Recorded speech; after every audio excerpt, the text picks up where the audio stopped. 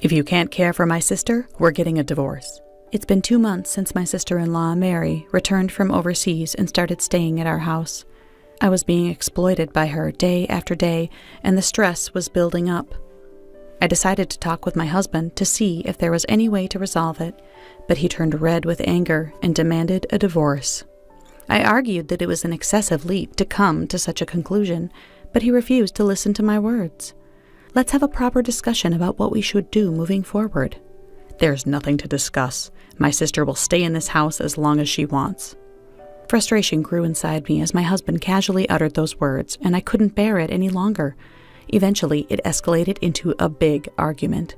Mary witnessed our situation, and not only did she fail to intervene and stop us, but she also smirked with satisfaction. It was obvious that she was the cause of all this. I had no idea what she was thinking. 2 months ago, Mary, who was married abroad, got divorced and returned to New York. She lost custody of her children to her ex-husband and was deeply heartbroken. She decided to live in a hotel instead of moving back in with her parents to avoid their probing. Eventually, she started coming over to our house occasionally, saying she was lonely. About a week had passed since Mary had started visiting, when one day I returned home from work and my husband stopped me from entering my own room. "Hold on. Don't just barge in there." "Huh? Why?" "I can't have my sister living in a hotel forever, so I decided to let her use this room." He had decided to not only let Mary move in, but to let her use my room without discussing it with me. All my personal belongings were still in the room. "This is a problem. You should have discussed it with me first." "You're such a petty woman. Why can't you just tell her to make herself at home?" "Mary didn't just get divorced, she lost her children, too." I felt guilty, as if I were the one in the wrong when he scolded me like that. As I stayed silent at a loss for words, he told me to make sure to always knock before entering the room. From that day on, Mary started using my room as if it were hers, and started treating me like a housemaid. "You came home late. I'm hungry, so hurry up and make me dinner." "I had dinner pre-cooked, so it will be ready soon." "I'll be playing a game in my room, so call me when it's ready." After preparing the meal, I knocked on the door and called her. She quickly came out, but grimaced at the sight of the meal I prepared. "Spaghetti with meatballs? You know I don't like pasta. I can't eat that. Make me a steak with a full set of side dishes." "I don't have the ingredients, and it'll take a long time to make." "Then never mind. Can you order takeout?" "I've already made pasta for 3, so bear with it today." "No way. Order takeout now." What do I do? My husband insisted that I should just go along with his stubborn sister, but I was at a loss. If I dared to express my feelings, he told me, "Think about Mary's feelings," which left me unable to retort. Mary, knowing her brother was on her side, started waking me up in the middle of the night. "I want ice cream. Go buy it now." "Huh? What time is it?" 2 a.m. The convenience store at the gas station should be open, right? Come on, get up." I was just about to fall asleep. "I have work tomorrow, so give me a break." Whenever I refused, she immediately ran to my husband and tattled on me, resulting in me getting scolded and ultimately having to go get ice cream in the middle of the night. Mary never bothered to clean up after meals or help with any household chores whatsoever. On top of that, she orders me to clean her room every day. Just to be clear, her room refers to my room that she has been using. Day by day, her demands toward me escalated. Now she was asking me for money. "Sorry, that's not possible. If anything, go ask your brother." "I can't believe you're refusing. I'm going to tell my brother again. Are you okay with that?" I'd been following her orders, knowing the difficulties she's been through, but if I gave her the money now, I knew she would keep asking for more money in the future. That day, for the first time, I stood my ground and refused to be bossed around by my sister-in-law. Of course, the moment my husband got home from work, she tearfully accused me of harassing her. "Catherine, why did you make my sister cry?" I simply refused because she asked for money. Plus, she doesn't do any household chores, and on top of that, she treats me like a housemaid. I'm emotionally exhausted. It's been over 2 months since she moved into our home. Can't you do something about it? "Shut up. If you can't care for my sister, we're getting a divorce." My husband turned red with anger and demanded a divorce. I argued that it was an excessive leap to come to such a conclusion, but he refused to listen to my words. Let's have a proper discussion about what we should do moving forward. There's nothing to discuss. My sister will stay in this house as long as she wants."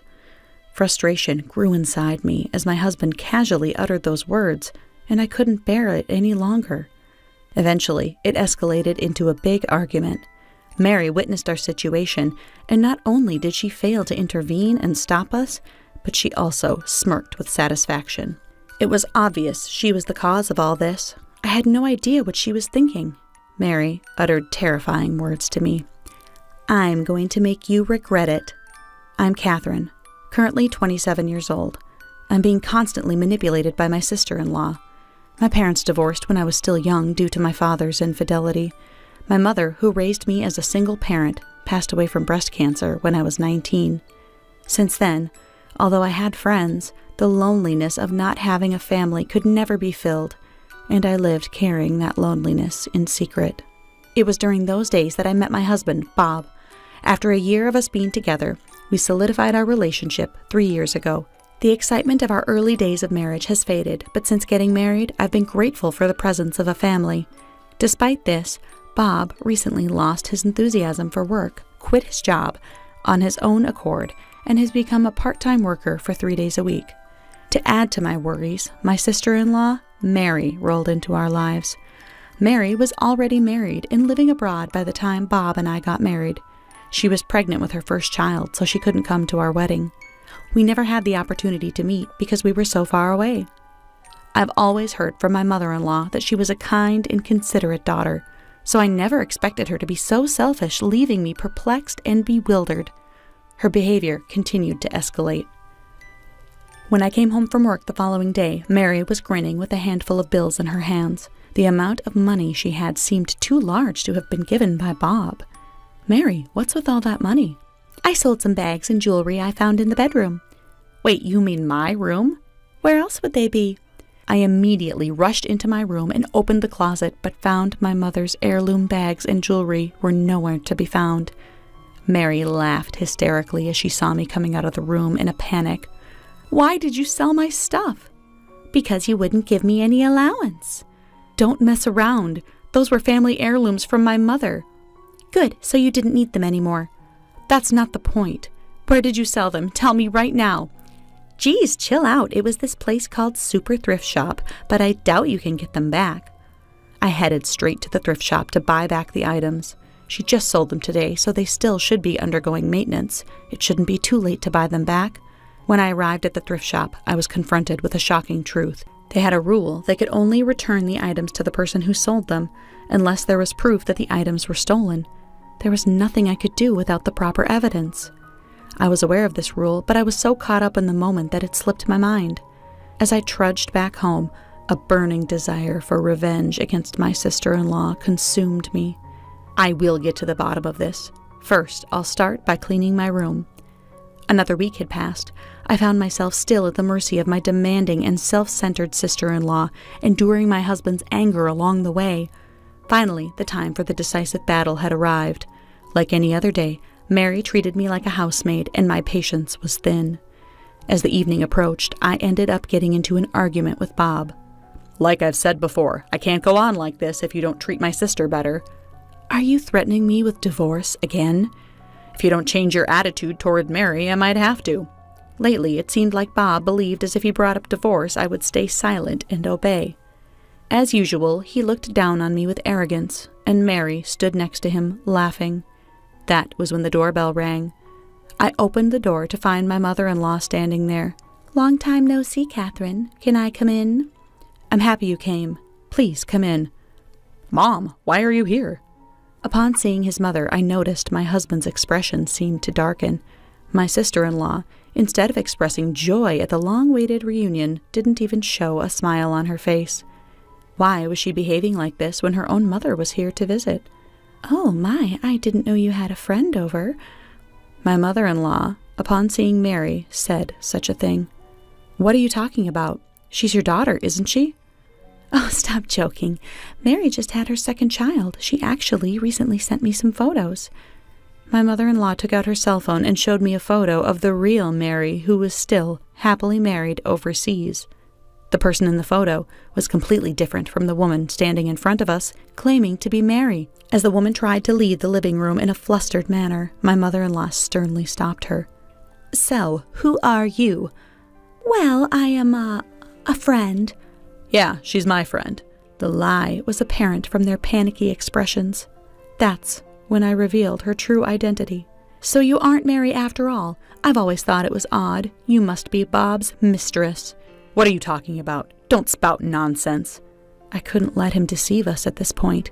I immediately showed my mother-in-law a video saved on my laptop of the two of them getting cozy in my living room. Bob attempted to snatch the laptop away from his mother to prevent her from seeing it, but I intervened to stop him. "What is this? You better have a good explanation." "What should I say?" Taking over for my stumbling husband, I revealed the whole truth to my mother-in-law. "Bob has been letting this woman, whom he claims to be Mary, stay at our house for over 2 months, out of pity for her having gone through a divorce and losing custody of her child.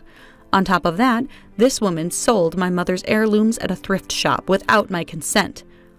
The footage went out, capturing this woman appearing cheerfully and excited, mentioning that she made money from selling my mother's heirlooms. She even suggested to my husband that they go out and have fun with the money. How could she do such a terrible thing? "So, what's happened to the heirlooms? They can only return it to the person who sold it, so it's currently being kept at the thrift shop." After informing my mother-in-law, I turned to the woman who seemed quite uncomfortable. "You are Megan Foster, aren't you?" "No, you're wrong. Don't make baseless accusations. Do you have any evidence?" "It's pointless to play innocent. You may not have known, but I happen to be the manager of the super thrift shop." "Huh? I didn't see you there." "I wasn't at the shop on the day my mother's heirlooms were sold because I was attending a meeting at headquarters. Being the manager of the shop, I was able to verify the ID of the person who sold the items. That's how I realized the woman was not my sister-in-law. But I had no definite proof, and I was afraid she might come up with excuses, so I decided to come up with a plan. My mother-in-law had been wanting to go watch a performance by her favorite artist, so I decided to buy tickets for her. The plan was to ask her to come pick up the tickets, invite her to stay the night at our house so she wouldn't have to travel back. Unaware of the situation, she was thrilled, and that's how we got to today. I'm sorry for making you come here without telling you the truth." "That's all right. I understand it's not easy for you to talk about this. By the way, how did you manage to capture the footage?" "I didn't want my belongings being sold without my permission again, so I installed some light bulb-shaped hidden cameras in my room while cleaning. I had a vague suspicion that she might be an affair partner, but I never expected something like this." Sure enough, the footage showed the two of them getting intimate when I wasn't around. It was quite a shock when I first saw the footage, but Bob and I had been arguing whenever we spoke to each other, so I had been thinking it might be time to call it quits. But still, it's tough to witness your husband having an affair. "Catherine, Mom, I was just being manipulated by this woman." How pathetic of you to say that, lying about her being your sister and letting her stay at our house. What were you thinking? "Don't blame this on me. I only pretended to be your sister because if we were caught having an affair, I would be kicked out of the house with nowhere to go." "You keep your mouth shut." "Besides, you were the one who said it would be convenient for me to use your wife as a housemaid. You even said that if you end up getting a divorce as the result of marital issues, you wouldn't be charged with alimony." I was taken aback and filled with rage upon learning that Bob had said all of this. "Now that your relationship has fallen apart, it's impossible to mend things as a couple. Why don't you guys get a divorce? Then you and I can live happily ever after, right, Bob?" "Sure. You've always wanted a divorce from me, so let's part ways. I've already prepared this, so file it when you're done filling it out." As I handed Bob the divorce papers with my name already filled in, he started to panic. "Don't rush things. I have no intention of leaving you. Please, just let this one thing slide."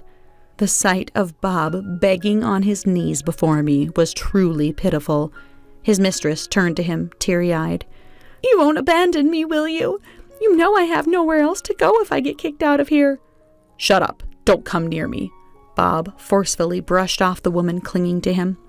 Yet the sight of the woman pleading not to break up was so tragic, it made me feel uncomfortable.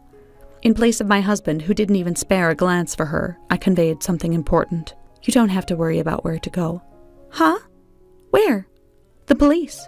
I reported you earlier for stealing and selling my belongings. They should be arriving here any minute." I'll go back to the thrift shop right away and get your things back, so please tell them it was a mistake." As the sound of the police sirens grew closer, the woman, realizing the situation, apologized to me for the first time. "I'm really sorry. I've learned my lesson. I won't do it again." If apologizing was all it took, then we wouldn't need the police, would we?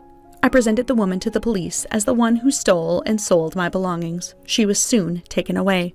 Bob, who had been staring blankly at the scene, began to beg on his knees again once the police had left. "Don't leave me. Your salary is higher than mine. If you abandoned me, I wouldn't be able to survive. You understand that, right?" You don't have to live a lavish lifestyle. And besides, you should work more than just 3 days a week. Either way, you're going to have to work more to pay me alimony. "I'll pay the alimony, but can't we find a way to avoid a divorce?" "No chance. My mind is made up. Sign the divorce papers, now." Under my scolding, with the urging of my mother-in-law, Bob reluctantly signed the divorce papers. "Hey, about the alimony. Can you deduct it from our division of assets?" "There are no assets that we have built together." "But you have a decent amount of savings." "My savings are from before we got married, so they're not for us to split. In fact, since we got married, I've been covering most of our living expenses, so it's in the red for me." Upon hearing my words, my husband turned pale, but ignoring that, my mother-in-law and I kicked him out of the house. After getting rid of the villain, we couldn't shake off a somewhat melancholic feeling. That evening, the two of us sat together, sharing drinks and having a heartfelt conversation. My mother's heirloom bags and jewelry were safely returned to me later, with enough proof showing that they were stolen. My divorce with Bob was quickly finalized, and I demanded $20,000 each in alimony from Bob and his mistress.